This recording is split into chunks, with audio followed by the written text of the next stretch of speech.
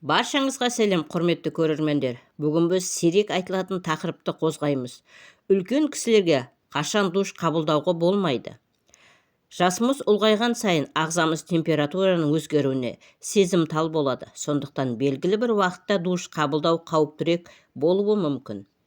Таңертең ерте және түнде кеш душ қабылдау әсіресе қиындық тудыруы мүмкін.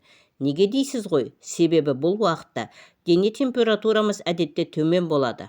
Ал ыстық душ оны кенеттен көтеріп жіберуі мүмкін. Бұл бастың айналуына немесе тіпті талып қалуға дейін әкеледі.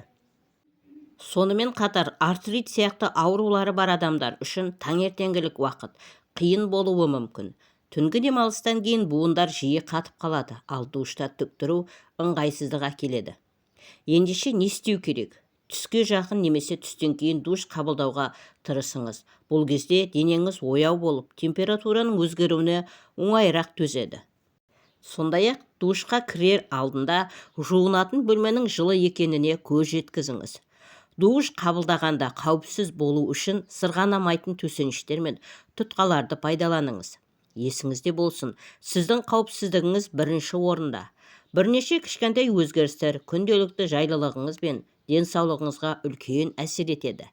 Бізбен бірге болғандарыңызға үлкен рахмет. Осымен видеомыз аяқталды. Дендеріңіз сау болсын. Келесі видеода кездескенше аман сау болыңыздар. Егер ақпаратымызды пайдалы деп тапсаңыздар, арнаға тіркеліп лайк басып, пікір қалдырып қоңыраушаны баса кетуді ұмытпаңыздар.